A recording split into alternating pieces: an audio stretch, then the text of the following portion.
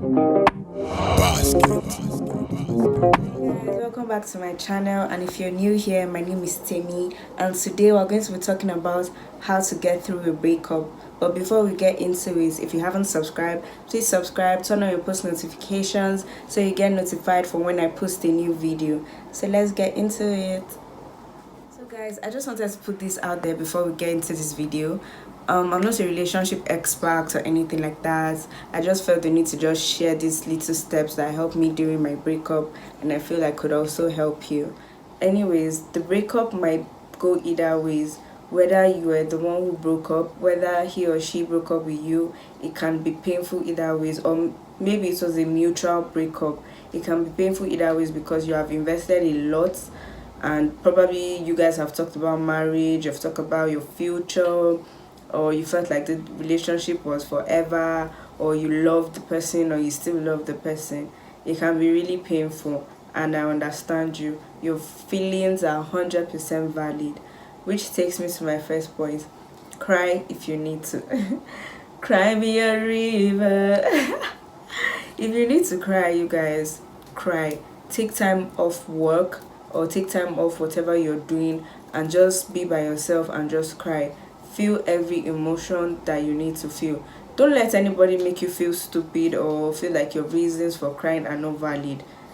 Ending a relationship or breaking up with the love of your life or your supposed love of your life is really painful. Breakups are like somebody died, but the only difference is that they didn't actually die.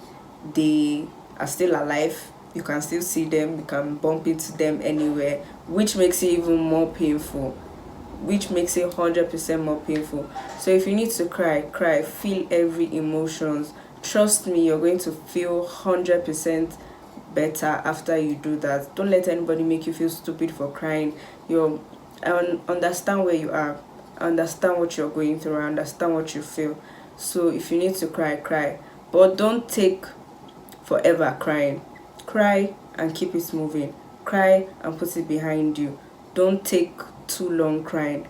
Cry and put it behind you. Another thing you need to do is talk to somebody, whether it's your friend, a family member.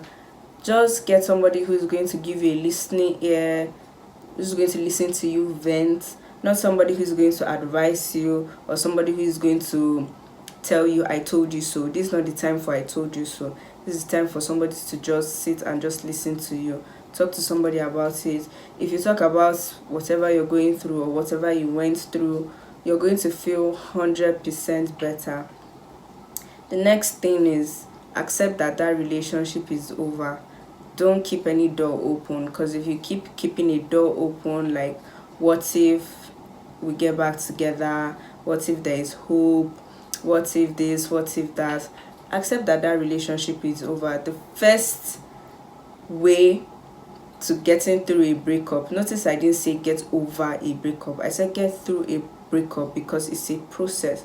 You can't just wake up and just jump and you're over that relationship.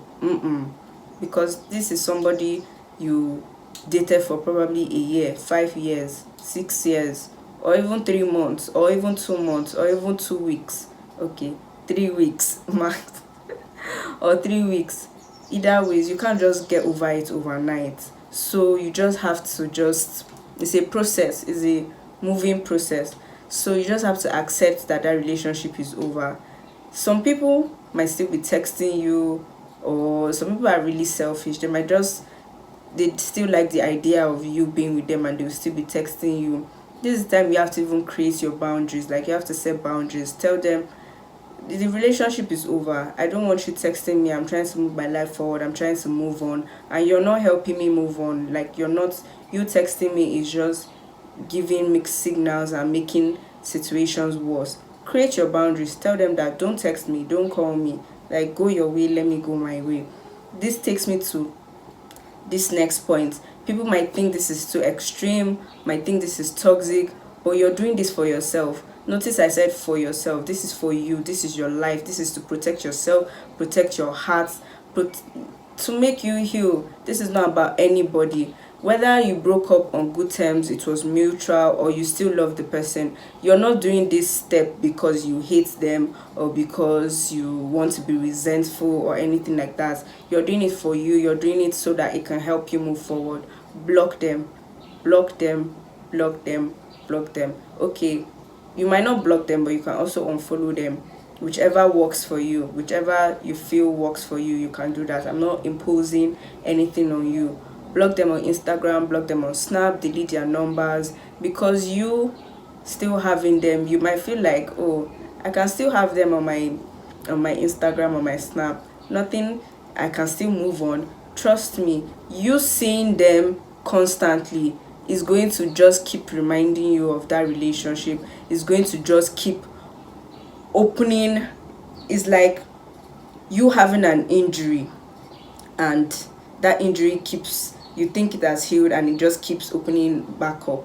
That's how it is. Like you think you've healed, but you will now see them again and that wound is opened again. Just block them. So, and some of us, we do this a lot. Maybe after we break up, we just go back to just to their posts to see what they're up to. Or did this relationship affect them the way it's affecting me? And you constantly going back, checking up on them, or even messaging them or texting them to know how they are doing, or to explain to them that you still love them, or to explain to them that you still care. It's not going to help you. Blocking them is going to save you all that stress, because you can't see them anywhere, nothing reminds you of them, they're not just randomly popping up on your feed. You can't go back to go and check what they're up to or what they're doing, or did this breakup affect them the way it affected me. Just block them, and it just makes you forget about them faster. Next thing I'm going to be talking about is try something new, whether it's a hobby, whether it's yoga, reading, cooking, workouts. Try something new, try a new activity. This helps you like look forward to something, keeps your mind busy, keeps you on your feet, it keeps your mind busy. You're not thinking about your breakup, you're just doing something good for yourself. Another thing I'm going to be saying is this is not the time to get into or rush into another relationship. Some people, once they end a relationship, they just boom enter another relationship. This is not the time for that. I feel that's very selfish, and that's not the right thing to do at the moment. This is the time to be in a, if you need to be in a relationship, be in a relationship with yourself. Focus on yourself. This is the time to give yourself that love, that attention, that support, that self-affirmation. All the things you are not getting in your previous relationship, do that for yourself now. If you're not getting flowers, get yourself flowers. If they were not taking you out, take yourself out. If they were not giving you affirmation, this is the time to give yourself affirmation. Going into another relationship is just I believe it's just, you're not just going to heal properly, you're just going to put your pain from your past relationship into this one, and it's just being selfish, because you're just going to be like, oh, I'm doing this for myself, I'm doing this to get over. It's very selfish on the person's end. So don't just rush into another relationship. Take time off to focus on yourself, learn about yourself, grow yourself. It's even more product, it's even better that you learn about yourself, grow yourself more. It just gives you just heal properly for your next relationship. When you would notice, when you get into your next relationship, you'll notice that you didn't carry your aggression from your past relationship into this one. You're healed, you're ready for a new phase, you're ready for a new relationship, new life. Focus on yourself, love yourself, give yourself that attention. It goes a long way. Be in a relationship with yourself. This is not the time to rush into another relationship. Even giving, you can literally give yourself a hug. Look, I'm giving myself. Are you seeing? Did you see how I started smiling when I started hugging myself? It goes a long way, you guys. Next thing I'm going to be talking about is prayer. Pray about it. God has a reason for everything. If God wanted that relationship, or if God wanted that relationship to last, it would have lasted. God has better plans for us. If the relationship was going to last, it would have lasted. God knew what he was doing. God knows more than you do.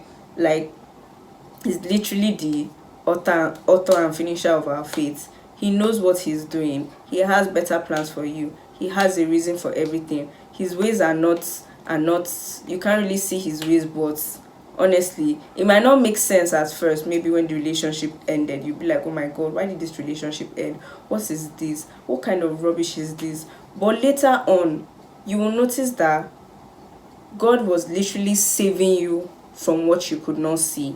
Like God literally was saving you from what you could not see. What if maybe that person you were about to get married was a woman beater and you did not know? And maybe something else made the relationship end, and later you found out that the guy was a woman beater. God was saving you from that. Imagine you go married to such a person that will be beating you in your marriage. So you guys should just have faith and believe in God and just accept that God has better things planned for you. So guys, this brings us to the end of this video. Make sure you like, comment and subscribe and share. Till next time, bye.